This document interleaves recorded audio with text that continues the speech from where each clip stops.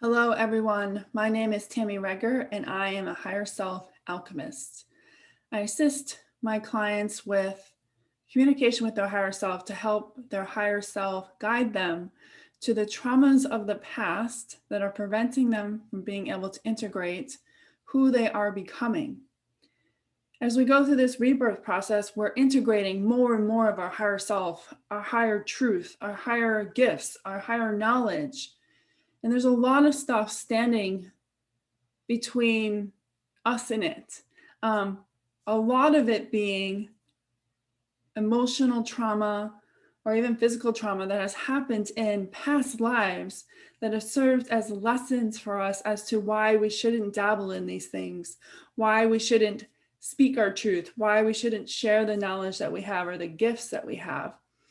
And by breaking down the emotional, energetic piece of it from that past time, you're no longer held to those experiences. You can learn from them, obviously, but the emotional fear or the emotional anger isn't there to stand in your way anymore. And you can more easily access the information that you carry that you have more than likely mastered in another lifetime that's in your DNA, literally waiting for you to be ready for it.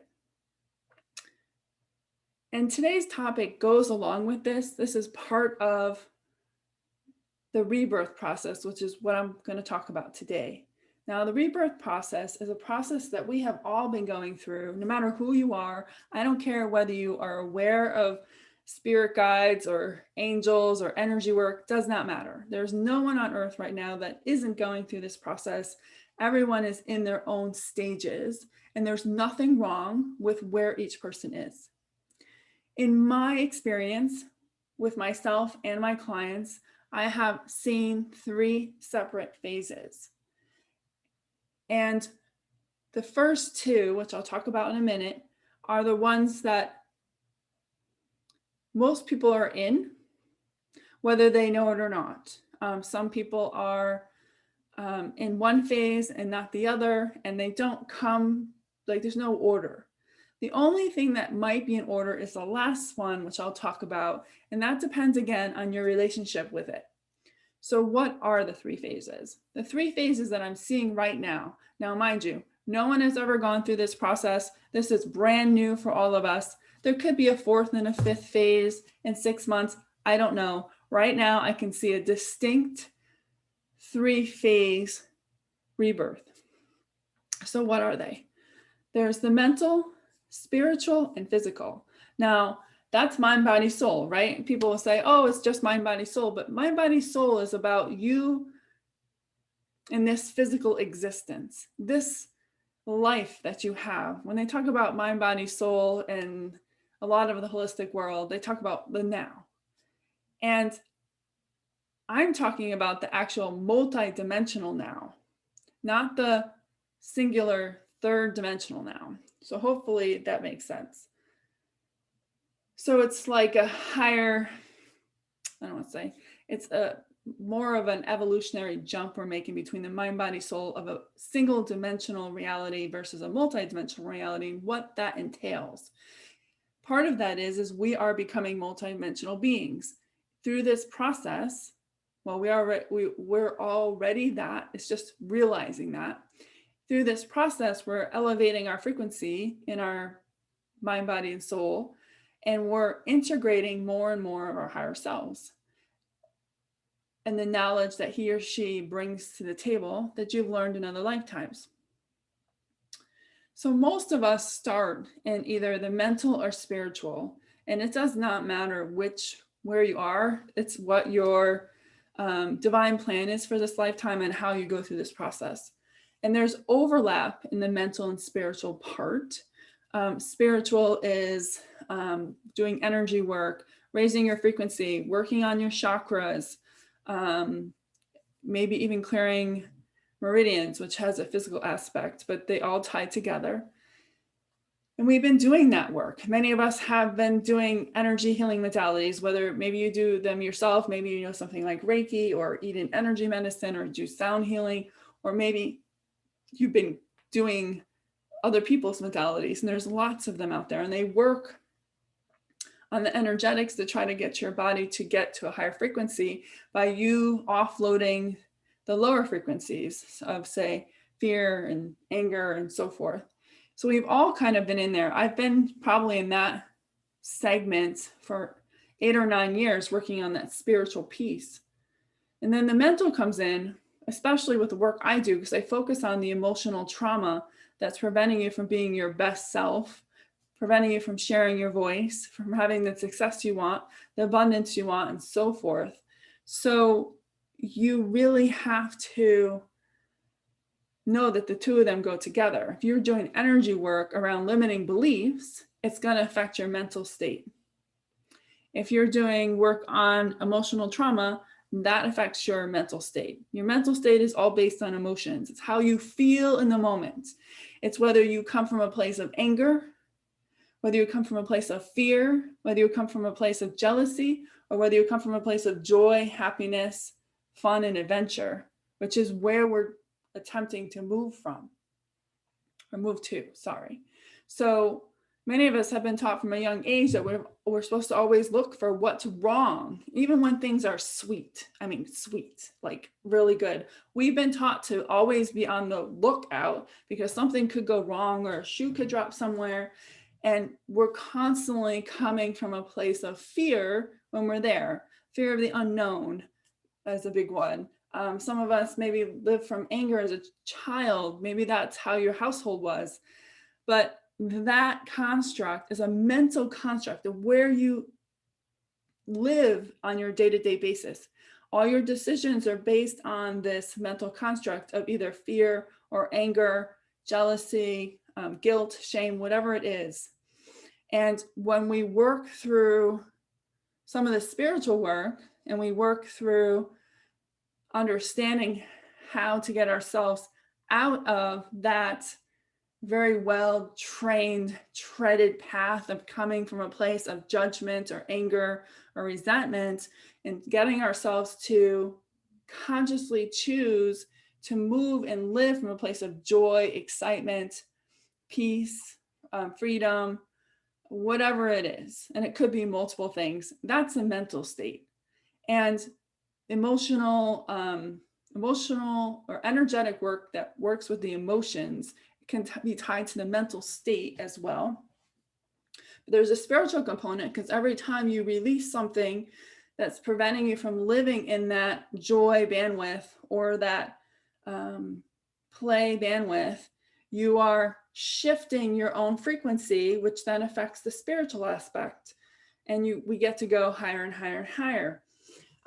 As we go higher, we get the next level of stuff that needs to be cleared in the mental state. Like how is it at that level? Can I live at joy? What's in the way of me living in joy at that level of frequency?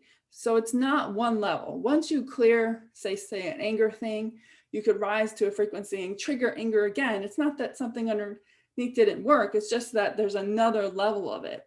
Remember, we're multidimensional beings. This idea that anger only exists at one level, or even fear only exists at one level, is a single dimensional idea. In the multidimensional idea, we can have multiple rungs of anger, fear, and so forth. And how far you go in clearing these is up to you. And also whatever your soul contract is with your higher self as to how much you get through in this lifetime. Some of us will make it to the top and some of us may need another cycle, and that's okay. There's no judgment. You're exactly where you're supposed to be on what your soul has chosen you to be in. So if you have moments where you clear a mental and then you have maybe a couple great days, months, years, where joy and play and discovery is just your thing, and then you hit an anger thing, know that you didn't not get something down here. It's just that there's another level of it that needs to come out. I always say when you work on the mental or the limiting beliefs or the trauma, that it's like an onion. You keep pulling it back, pulling it back, pulling it back. And every layer, there might be something else. So that's the mental idea. As we shift the limiting beliefs and the trauma that you've experienced through multiple lifetimes, or potentially even inherited it from your ancestors, we're able to get you to be able to live in joy, in the bandwidth of joy or happiness or play, whatever it is, without you having to consciously choose. It is who you are. There is no separation from it, because that's the mental state that you're choosing to live in subconsciously. It's only because we've been programmed over time to live in a place that's opposite joy. And it's about clearing that. And that's that mental place. Mental is all about emotion. It's about how we feel about ourselves, worthiness, confidence, sharing our truth, sharing our knowledge, using our gifts. That's all in there, because it's what the emotions is really what blocks us from being able to do what we came here to do. You know, that fear, you know, that I can't do that. That fear comes up. So that's the mental point, but that also reflects back to the spiritual, because that can be worked on in multiple places. And there's many energy healing modalities that you can use, have a spiritual slant, which then of course affect the mental. And many people have been in this for years. It's like this continuous thing, right? And some people in the world are in the mental and haven't even touched the spiritual. Like they're learning how to live in a place without anger or sadness, and trying to live in a place of joy, and have no idea about the spiritual world. And that's okay. How they get there doesn't matter. Eventually, once they really dig into the mental, the spiritual door will open. When that happens is up to the soul contract. There's divine timing, you know, that works in their accord. There's nothing that you or I need to do to push them exactly where they need to be. And then some people start in the spiritual and then end up in the mental. It doesn't matter. There are people who are in the spiritual and haven't touched the mental, and that's okay. And, you know, eventually they'll see that in order for them to progress, that they need to look at their own mental state. And this is where inner work comes in. Inner work is about approaching your mental state so that you can live in the higher frequencies of joy and unconditional love. When we look at the shadows within ourselves, to see the things that we may have done in other lifetimes that you couldn't fathom doing in this lifetime, because you're just not who you are anymore. And I'm not talking about just the good things.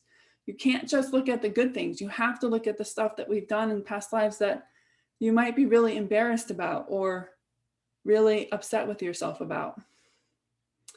And when you look through that, you shift your mental state so you can get to a more grounded, neutral, confident place, so you can be who is being awoken in the spiritual process.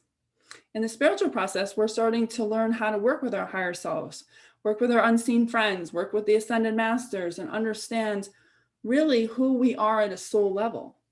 The spiritual is not so much about this tangible world. It's about this energetic world that lives around us.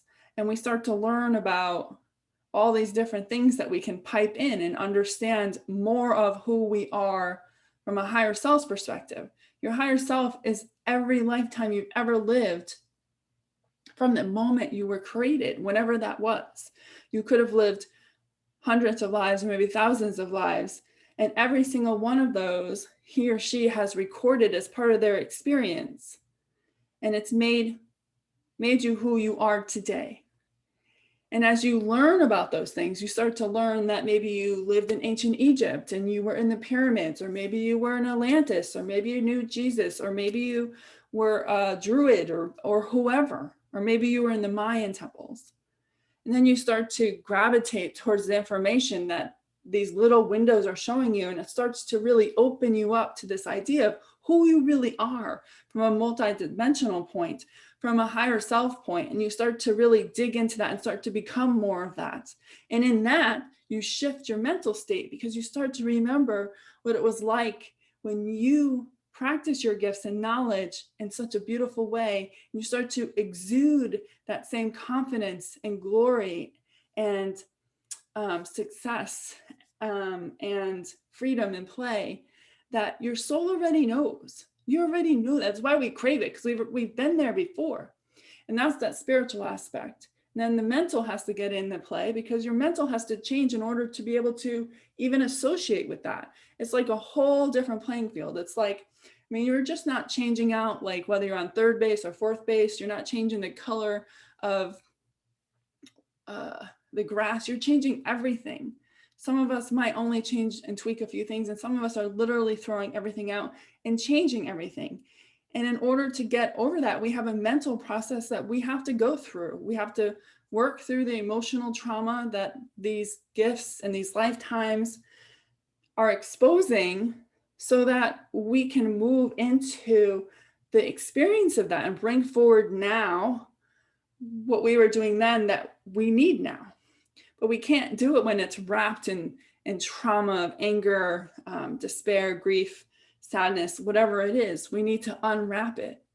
And when we unwrap it, we activate it. There's nothing else that has to be done. It's like flipping on the switch, because the thing that was preventing us from even having it, well, there's multiple things, but in this instance, is the emotional trauma. And the other thing that prevents us is the frequency that we're in. Some of the gifts and knowledge that we have attained in the lifetimes don't work in the lower frequencies. Either they don't work at all, or they don't work well and can have unintended consequences, I'll just say. So as we clear the spiritual and the mental, we're allowing ourselves to get into that frequency that allows these knowledge and gifts to come back online. But you have to remove any of the trauma or potentially vows and contracts that you have that are preventing you from really being able to own that piece. If you don't have that, then it just is harder. You have to be willing to look at your dark side, to see, what you may or may not have done in a past lifetime that prevents you from being able to access that stuff now. And it doesn't have to be hard. Once you get into this flow and you naturally flow, it just comes. You're provided with situations and scenarios in this life that reflect back to you some of the stuff that you may have done in past lives that needs to be cleared. Your higher self, your unseen friends, and source are all working very hard on the other side to get you to realize these things. And your life is laden with clues about the trauma that you are potentially blocking your beauty from coming through, and also clues about what your actually gifts and knowledge are. And when you start to unwrap this process in the spiritual and mental, you start to see the clues. And I find it so much fun to try to help people see that while sometimes it feels like you're on like a blind course, like someone's put a blindfold over your eyes and you have no idea where you're going, especially in this process of becoming this rebirth process. We don't know. Okay? Your higher self knows, but we don't know. We feel like we have a blindfold on. But with my work, with myself and my clients, I can see how our lives actually contain lots of little hints and maybe some bigger hints as to what we're actually supposed to be doing, who we have been, what our knowledge is. If we pay attention to that stuff and it starts to really light up, and you start to see that you haven't been alone this whole life, and you haven't been like wandering, hoping that someday you'll trip over it. It's all there. It's all there. And it's such a sweet symphony when you start to break it apart. So that's spiritual and mental. Now, the last piece is physical. And this is the last piece that has come in for me in probably the last 3 or 4 months.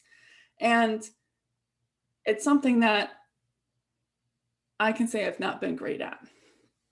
I mean, I work from home, so it's not like I get a whole ton of exercise, and that's a work in progress for myself. But this body that you are in, regardless of how many years you've lived on the planet right now, may not be in the shape or health that your higher self wants it to be in when it fully integrates itself into you. They want your body to be flexible, healthy, have endurance, have speed, have energy, have strength, all of that thing, all of those things. And depending, like I said, depending on your age, you may not have that. And so your higher self is asking us all, or unseen friends, how is it that you can make your body stronger? What is it that you can do to honor it? Because no matter how much spiritual work we do, how much mental work we do, your vessel for this energy of your higher self and your current reality is your body. And unlike other lifetimes where we have lived a lifetime, passed away, and came back in a new body, we're not doing that this time. We're going through a rebirth process while still in a physical body, which means we have to be willing to do the things that will allow our body to regenerate to the point where your higher self feels like it's a body that will support its course going forward. Now, depending on where you are with this, if you're somebody who exercises and you eat great, awesome. I eat great, exercise, work in progress. If you're ready there, that's great. But even there, pay attention, because the foods that you eat may change, especially as you integrate more. Your taste buds may change a little bit. That's normal. And you may feel the need to do exercises maybe that you haven't done before, maybe even slow it down. And you just have to mind that. We have such a penance to override what the body wants. I mean, how many of us, I know I have, where we override what the body wants? Maybe the body's craving, I don't know, rest. But we go, oh, I can't rest. I got to exercise, or I got to go garden, or I have to go this. Like, I can't be still because that's seen as laziness. Because we don't trust the body's intuition to tell us what it needs. It knows how to get back to homeostasis, which is total neutrality and health. But we have to work with it. We have to be partners with it. We have to be willing to meet it halfway and say, okay, what is it that you need? And then be honest about whatever comes up, mental, about the idea of what it wants. Maybe, like I said, maybe it wants rest and you feel lazy. Well, you have work to do with limiting beliefs, collective and individual, that are preventing you from understanding that in rest is a very important time for your body. Your body does all its healing processes when you sleep. So taking a nap is actually giving your body a resting time to do repair work. There's nothing lazy about that. Just because you are not physically working with your hands, eyes, ears, and nose, your inside body is working really hard to keep you in a balanced state. We have lost our connection to the body's intuition, and it's hurt us. We listen to, oh my God, there's got to be thousands of different diets. There's got to be thousands of different health experts and fitness experts, and some of them have little pieces here for you that work, and then some that don't. And while that information is great, we don't stop and ask, is this what my body wants? So instead of following, like, say, keto or something, does your body even want to eat that way? Just because other people have had results doesn't mean it's right for you. And maybe you're supposed to do something that's keto-esque, but then also regular eating. Your body will tell you all these things if you're willing to listen. But we automatically shut off our body's intuition because we believe we know better. And through my own experience with the body's intuition, which I'm starting to piece together right now, is so important. Your body knows exactly how many calories it wants every day. It knows how much fat and protein it wants every day in order for it to maintain homeostasis, balance. And you can use a pendulum to do this, or muscle testing, it will tell you. And I will tell you that your numbers will change every day because your body has different needs every day depending on what it's working on. I mean, let's say today you're going to go for a 5-mile run, and then tomorrow is a rest day, you wouldn't eat the same because you would fuel your body for the run. But on the day you rest, you don't fully fuel your body for the run. So your body's energy intake is different, can be different every day. Now, it might be a huge swing. You might notice that it's within a few grams or within a few calories, and that's normal. But we don't give our bodies the voice. We don't give our bodies the ability to speak to us. Or it does, and we don't listen. We say, oh, but no, that person said that I have to do that, so I have to do that. Instead of just honestly opening, like today, I asked, does my body want exercise? Well, what does it want? You know, I can put on something on YouTube, or I can go wherever, and like right now, muscle testing. What does it want? It wants yoga. So after this is over, I'm going to go do yoga. And it's not circumventing that. There's a reason why my body wants yoga, and I just need to honor that and do what I can. But we have to reconnect to that piece. Our bodies are sending us signals every day, in our skin, in our energy levels, in our focus, about what is working and what's not. I have a lot of food sensitivities, or at least I used to. And my body sent me signals all the time about the fact that I was eating things that weren't great for me. And, you know, I took a long time to realize what they were and be able to get them out of my diet. But when I would cheat, I would see the results in my skin, how I felt overall in my sinuses, and I would just downplay it. Literally saying to myself, the food is more important than my health. I'm sacrificing my health for the food. And there's pleasure in food, and, you know, it's a double-edged sword, but I was overriding it again because I'm not listening. And I know now that I can ask my body, is it okay if I just have this right now? Are you okay with it? Sometimes I get yes, sometimes I get no, and you can use that again. Muscle test and pendulum will tell you whether it's okay.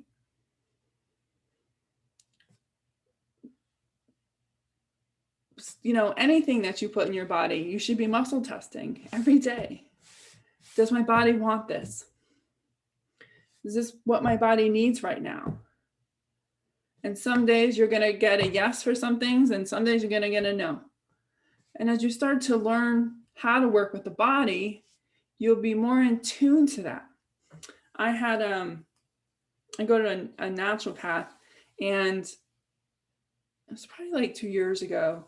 I just woke up one morning and I was like, I don't want meat.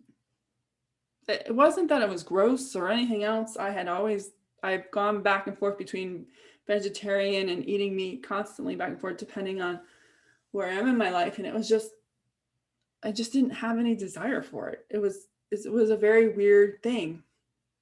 And I went to my naturopath, and I told her, and she looked at me and she goes, that doesn't make any sense. Like, why would you not want that? I'm like, I have no idea. I just have no desire for it. And she has this machine that she uses to see what my sensitivities were. And the first thing that came right up the top was meat in big red flashing letters. And she just looked at me and she goes, how did you know that? I said, I don't know. I just literally have no desire for it. And I was understanding that my body had turned off my want for it because it was harming me. Your body can do that for you too, but you have to be willing to listen. Many people could get that, not necessarily for me, but they still do it because they don't understand that it's actually trying to tell you something. So we have to learn how to connect to that piece, because this body is going to be the vessel that your higher self bursts into. So beyond getting ourselves to be able to re-listen to our body's intuition,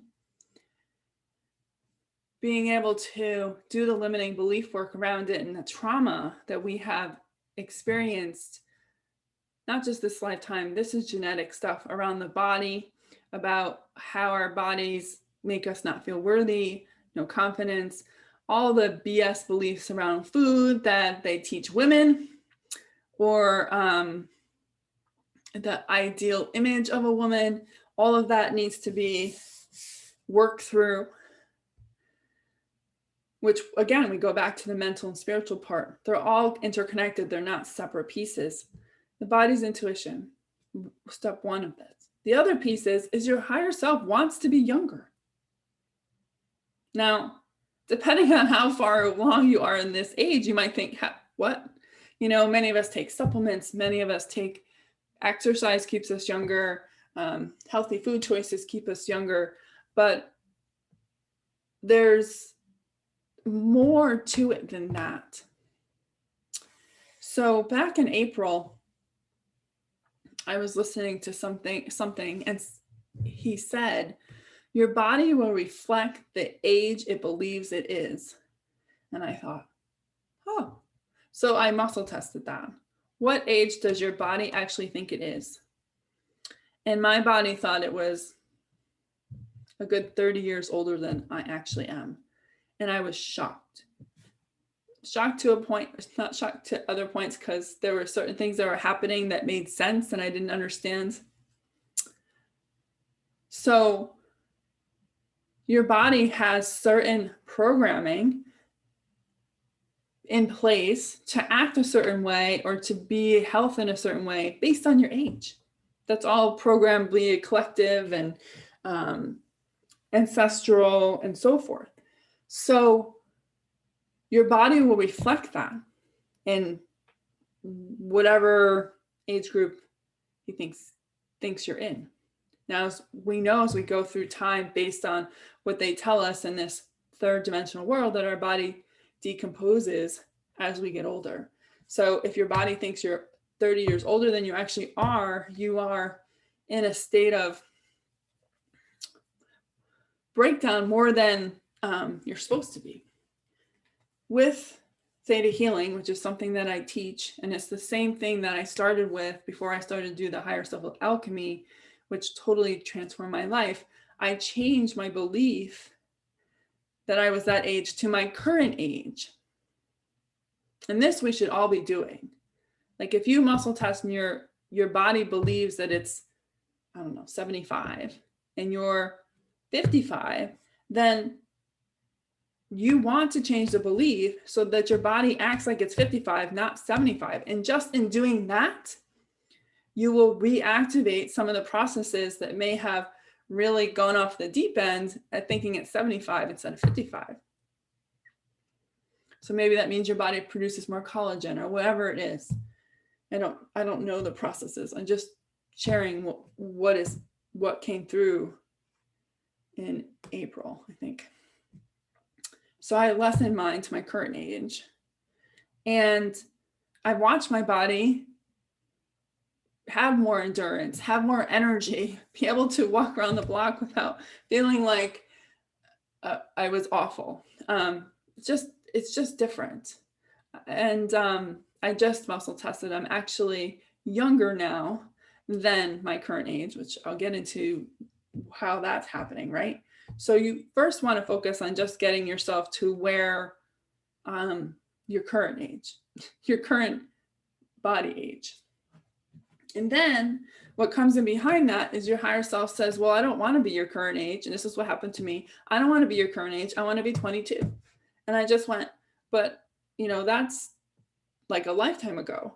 And I said, how the hell is that supposed to happen? So I've been working with trying to being open, to my own body's intelligence on how to get me back there.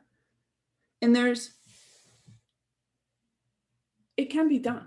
And, the people that I've been studying with on this, reminded me that in the Bible, which I haven't read the Bible in a long time, but when I read it when I was in my early 20s, people lived to be 300, 400 years old.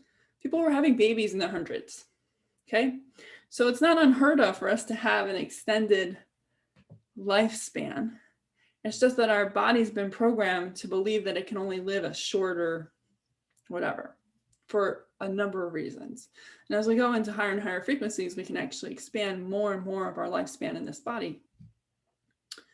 So I've been working with a new technology, or it's not new, it's been around for 15 years, it's new to me, technology that's allowing my body to make more stem cells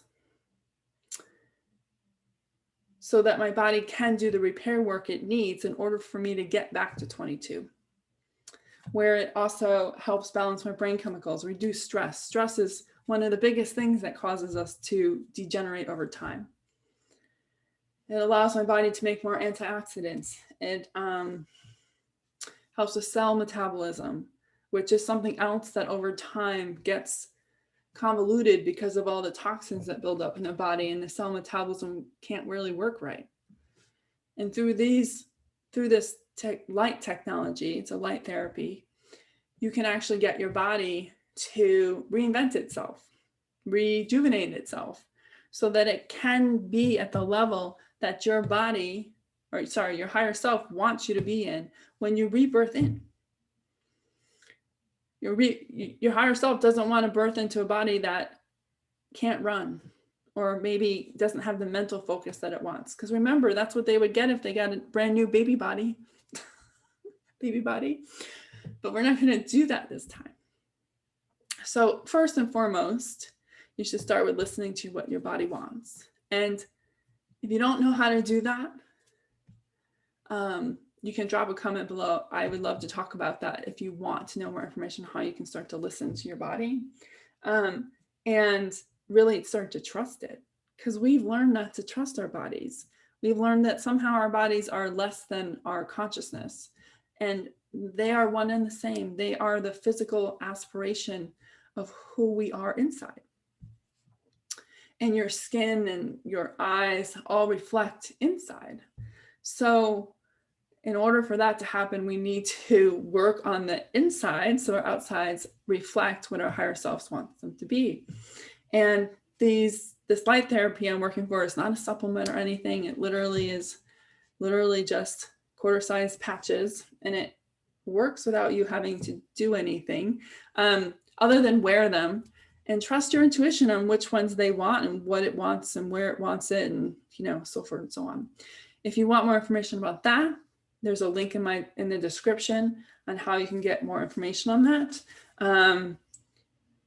But it's been great. I hadn't asked until right now what my body thinks its age is, and I can say since, which is really weird, I just heard it out of the blue. My body thinks it's now 7 years younger than my current age. Back in April, I thought it was 71 when I was 47 and just turned 48. So that's a big gap. So I was able to get myself back, and I just muscle tested, and my body now thinks it's 41, which is 7 years younger. And that's in a 4-month period. So it's available to you. You can't just work in the spiritual, and you can't just work in the mental, and you can't just work in the physical. You have to work with mind, body, soul, so that you're in full alignment with this beautiful energy that is integrating with you. And there's not one day where it's all going to happen. It's happening over a span of time. And over that span of time, I'm being asked to now focus on the physical body and getting the physical body to align with the spiritual.